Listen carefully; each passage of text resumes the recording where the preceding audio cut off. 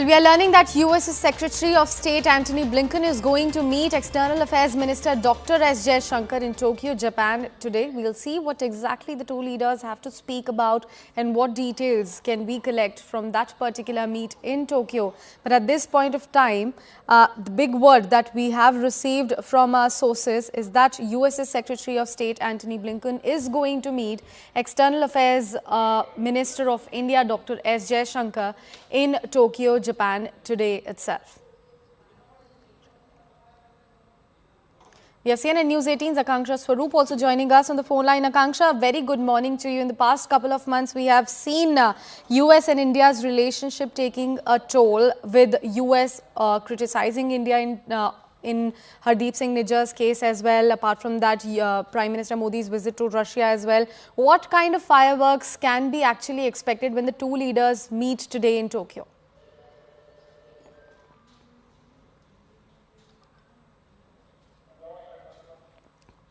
I think we have some network issues in maintaining that line with Akanksha Swaroop over there. We'll try to reconnect those lines. But at this point of time, the big word that we have received from our sources is that US Secretary of State Antony Blinken is going to meet External Affairs Minister Dr. S. Jaishankar in Tokyo, Japan today itself. Akanksha, in fact, is back with us on the broadcast. Akanksha, my question to you was that US and India's relationship has taken a serious toll in the past couple of months, with the US criticizing India's every move, be it in the case of Hardeep Singh Nijjar's death that was being blamed by Canada onto India's shoulder, or Prime Minister Modi's visit to Russia as well. What kind of fireworks can we expect in this particular meet that the two leaders are going to have in Tokyo today?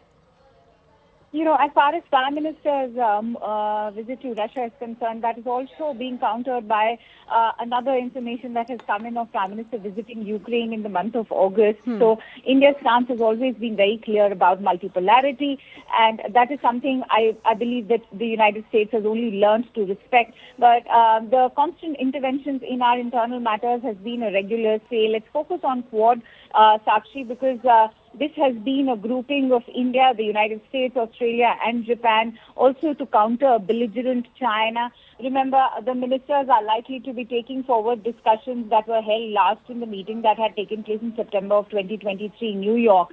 And they will now be building on that. Remember, a Quad meet was supposed to happen in January this year, when India had extended an invite to the US President to be visiting the Republic Day as the guest of honor, but that had not happened. So that Quad meeting could not take place. It's now expected to happen in November. But this Quad meeting that will be taking place between the foreign ministers of the country is going to be very crucial. It will be building on what had been decided earlier, and is also a precedent before that Quad meet that takes place in November this year. Having said that, they'll also be talking about important agendas, which is about the Indo-Pacific, much of efforts to counter China in crucial areas of infrastructure, telecommunication, or there'll be transparent alternatives offered to the countries. One major area of focus is going to be economic security initiatives. They are very crucial right now in terms of, supply chains being disrupted. We've seen how that has also impacted infrastructural projects.